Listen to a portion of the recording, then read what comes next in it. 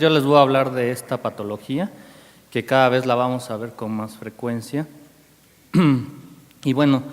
el contenido que les voy a dar son los avances que hay en relación a tres aspectos: etiopatogenia, diagnóstico y tratamiento. Dentro de la etiopatogenia o el curso clínico de los pacientes con enfermedad de Crohn,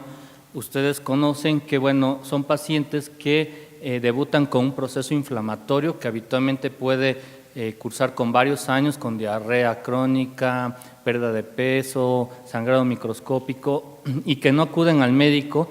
Cuando ya llegan a acudir, puede haber cierto retraso en el diagnóstico. Entonces, lo que hay que empezar a actuar es en un diagnóstico oportuno para evitar todo el desarrollo de estas complicaciones, como son el desarrollo de estenosis, de fístulas y evitar la cirugía, sobre todo en estos enfermos.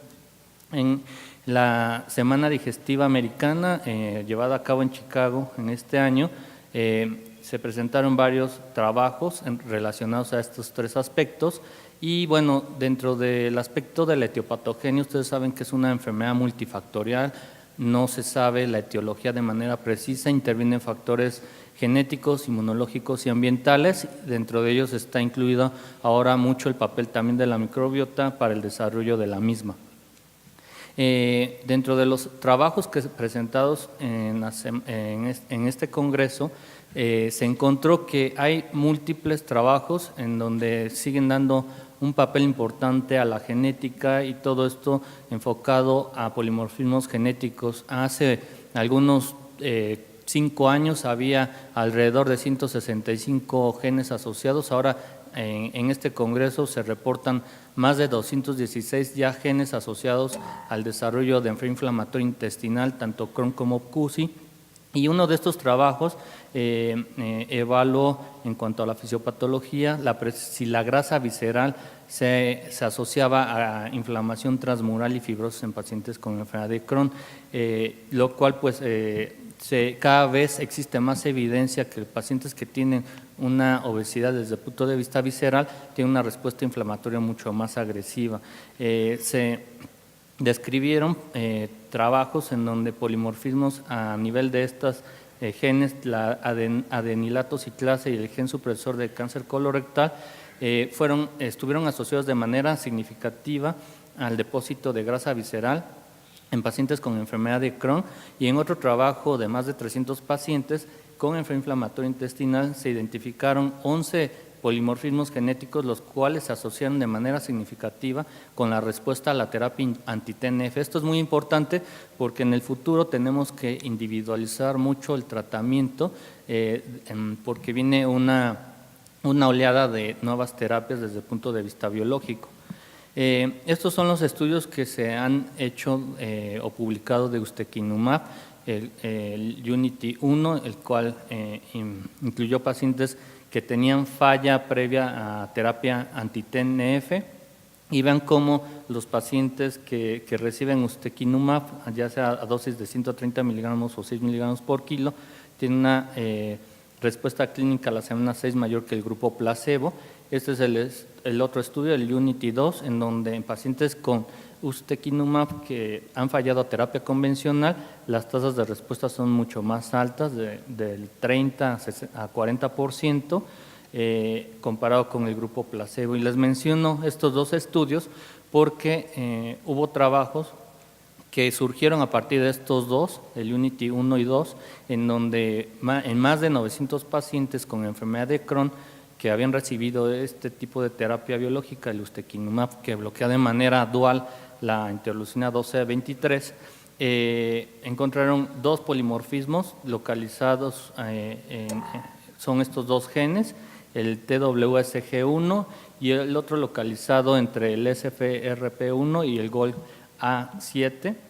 los cuales se asocian de manera significativa con la respuesta a ustekinumab. Aparentemente estos polimorfismos tienen que ver mucho con la respuesta inmune adaptativa en estos enfermos. Otros polimorfismos que se encontraron o se reportaron en este congreso fueron estos tres que ustedes ven aquí, que los cuales estuvieron asociados de manera significativa al uso de terapia biológica en general, es decir, son polimorfismos que tienen que ver con la respuesta inmune en los pacientes que tienen una respuesta exagerada y es necesario dar este tipo de tratamientos más agresivos. Y en otro trabajo reportaron otros SNPs o polimorfismos, los cuales fueron protectores al uso de terapia biológica. Entonces,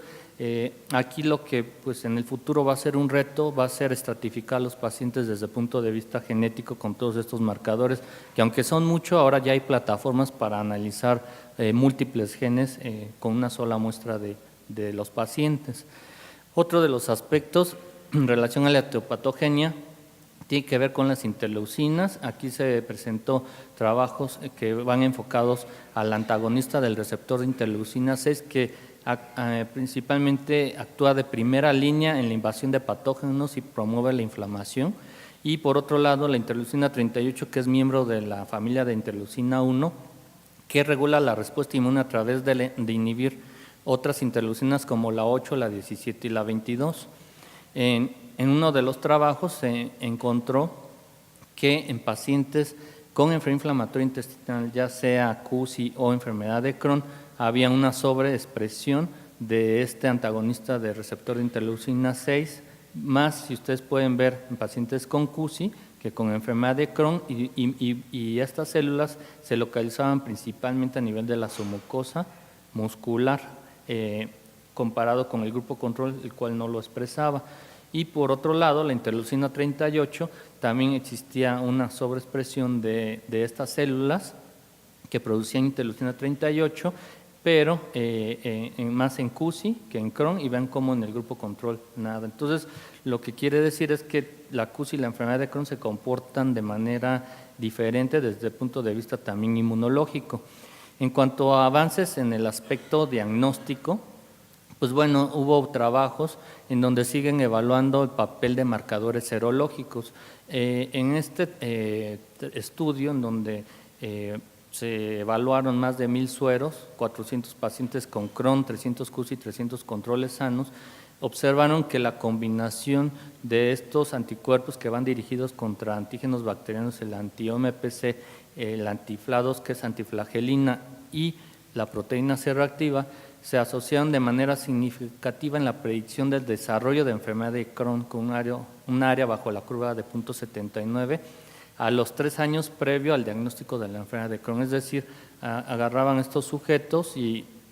aparentemente el tener ya positividad a estos marcadores puede predecir que ese paciente va a desarrollar la enfermedad de Crohn. Otros anticuerpos o marcadores serológicos son aquellos que van dirigidos a los carbohidratos de bacterias o de la pared de hongos. Y aquí están 3, que son el antilaminarobiósido, el antiquitibiósido y el manobiósido, que son el ALCA, el ACA y el AMCA. Todos estos ustedes pueden ver que tienen diferentes seroprevalencias en los pacientes con enfermedad de Crohn.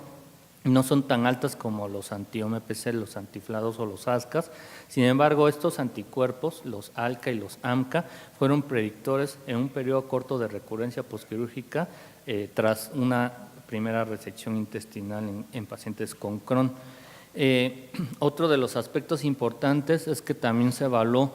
la expresión de mucina 1, y esta expresión de esta mucina, que habitualmente predomina en el epitelio colónico, se encontró que esta sobreexpresión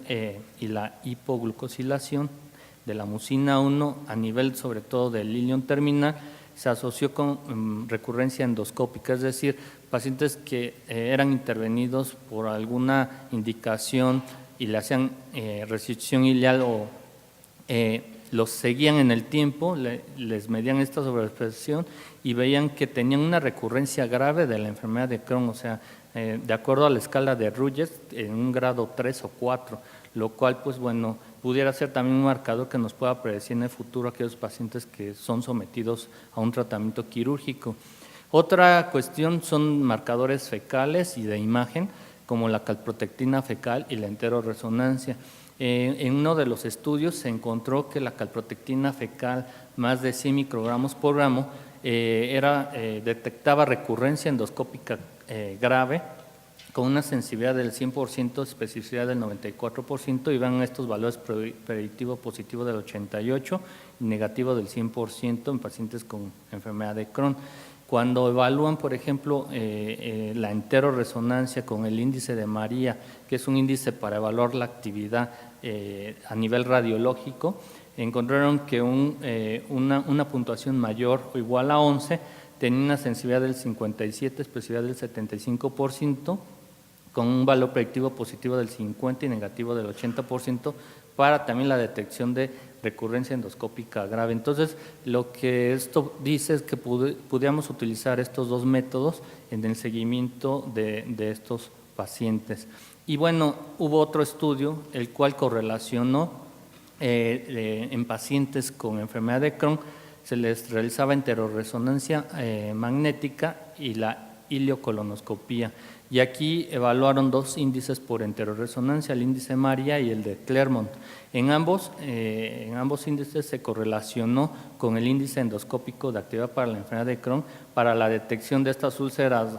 profundas, con una sensibilidad del 60%, especificidad del 88% y un valor predictivo de 85%. Lo que quiere decir es que podemos tener métodos no invasivos en la evaluación de pacientes con enfermedad de Crohn y estar evitando la realización de tantos estudios endoscópicos que son invasivos. En relación a la última parte, que son los avances en el tratamiento, bueno, ustedes conocen la pirámide terapéutica actual de la enfermedad inflamatoria intestinal, en donde, bueno, se destaca que ya en los últimos años ha existido un avance importante en el desarrollo de nuevos biológicos. Ya la terapia anti-TNF, pues ahorita la tenemos en nuestro país, pero vienen ya el vedolizumab y recientemente se acaba el año pasado de aprobar el ustekinumab para la enfermedad de Crohn. Entonces, fue aprobado por la FDA y la EMEA a finales del año pasado, y es un anticuerpo, como les mencionaba, que va dirigido contra la subunidad P40 y que bloquea de manera dual la interleucina 12 y 23. Entonces, en Chicago se presentó un estudio en el cual se demostró que los pacientes que recibían ustekinumab se evaluaba, ya sea dosis de 1 o 6 miligramos por kilo, se evaluaba para aquellos pacientes que tienen un patrón fistulizante, y ustedes pueden ver cómo hay una respuesta del 24 hasta el 28% prácticamente con estas dos dosis de ustekinumab, con solamente el 14% del grupo placebo, que fue una respuesta significativa. Y esta terapia es muy importante porque sobre todo nosotros nos enfrentamos a pacientes con enfermedad de Crohn que son no respondedores primarios anti-TNF o que han perdido respuesta a la terapia anti-TNF. Entonces va a ser una terapia muy prometedora en donde no tiene que ver la exposición previa al anti-TNF para que pierda eficacia el biológico. En otro estudio se mostraron los resultados de ustekinumab a la semana 44. Esto es más que nada en la remisión clínica sin esteroides, que es uno de los objetivos también del tratamiento, sobre todo en pacientes que dependen de los esteroides. Y ustedes pueden ver que pacientes que reciben ustekinumab, ya sea en 90 miligramos por vía subcutánea cada 8 semanas o cada 12 semanas, la eficacia es muy similar, del 43% versus 47%, y que fueron significativamente superiores comparado con el grupo placebo, que fue del 30%. En otro estudio incluso se correlacionó la actividad endoscópica y la histológica, la cual fue moderada con una R de 0.60, pero fue significativa, sobre todo en pacientes que recibían ustekinumab a dosis de 90 miligramos cada 8 semanas en la fase ya de mantenimiento. Bueno, otras de las terapias que, como les mencionaba, va enfocado a la interacción a las integrinas, que tienen que ver con el paso de células inflamatorias del espacio intravascular al sitio inflamado o al intestino en este caso. Pues se han desarrollado múltiples tratamientos, y uno de ellos, pues el vedolizumab, que ya está aprobado a nivel global, excepto México, que probablemente ya el próximo año ya está aprobado. Este anticuerpo pues bloquea la alfa 4 beta 7 que interacciona con el MATCAM. Y entonces uno de los trabajos que se presentaron fue el Abrilumab en pacientes con Crohn. Es un anticuerpo monoclonal humano que bloquea también la integrina alfa-4 beta-7 como el vedolizumab. En este estudio fase 2, que fue multicéntrico, doble ciego y controlado, incluyó alrededor de 250 pacientes con enfermedad de Crohn moderada grave, los cuales fueron aleatorizados para recibir estas dosis de 21 o 70 miligramos por vía subcutánea, que ese es el plus, digamos, de esta terapia, porque el vedolizumab actualmente se administra por vía intravenosa, y la administración de inducción es a la semana 0, 2 y 4 y después cada 4 semanas. Desafortunadamente en este estudio fase 2 con este número de pacientes en Crohn no se mostraron diferencias significativas en cuanto al grupo que recibía Abrilumab y placebo, o sea, las tasas de respuesta eran muy similares. Otra de las terapias que vienen en camino son las que van enfocadas a los inhibidores de las JAK-cinasas. En este trabajo presentó al filgotinib en pacientes con enfermedad de Crohn, el cual es un inhibidor selectivo de la llanosinasa 1, y es un estudio fase 2, el cual evaluó la eficacia y seguridad de esta terapia, que se administra por vía oral en pacientes con enfermedad de Crohn con actividad moderada grave, y se encontró que aquellos pacientes con Crohn que recibían este tratamiento tenían una inducción a la remisión mucho más alta, alrededor del 47%, comparado con el 20% del grupo placebo, y esta diferencia fue significativa, cual pues actualmente se están llevando a cabo los estudios fase 3 de este trabajo. También otro trabajo mostró el papel del filgotinib en el mantenimiento de la remisión en pacientes con Crohn a la semana 20, y se observa que la respuesta clínica fue del 67%, se mantiene la remisión clínica en un 79%, administrando 100 miligramos al día, y ven cómo el mantenimiento tanto de la respuesta clínica y la remisión clínica, que fue del 50 y 71% respectivamente, esta fue con la dosis de 200 miligramos al día, y los efectos adversos fueron muy similares entre el grupo de tratamiento y el placebo. Otra terapia que se está desarrollando, que se publicó hace un par de años en el New England Journal of Medicine, es el Mongersen. Este es un oligonucleótido antisentido que bloquea el SMAD7 y que se administra por vía oral. La gran ventaja es que no tiene un efecto sistémico como los inhibidores de las JAK-cinasas y se libera de manera selectiva en ilion, terminal y el colon. Existe un estudio en el cual ahora presentado en la DW de seguimiento del primero, que se publicó hace 2 años, en donde la remisión clínica fue del 32 al 48% y la respuesta endoscópica hasta de un 37% a la semana 12. Entonces, bueno, esta es otra terapia prometedora que viene para este tipo de enfermos. Y bueno, esta terapia novedosa inmunomoduladores es el Qubecco en pacientes con Crohn, el cual, bueno, restaura la función inmune innata. Consiste en una vacuna que es de un componente inactivado de la E. coli, que principalmente se encuentra en pacientes con enfermedad de Crohn ilion terminal, y es un estudio preliminar en donde en 68 pacientes con esta patología de moderada a grave fueron aleatorizados a recibir esta terapia inmunomoduladora, lo compararon con el placebo por vía subcutánea cada tercer día,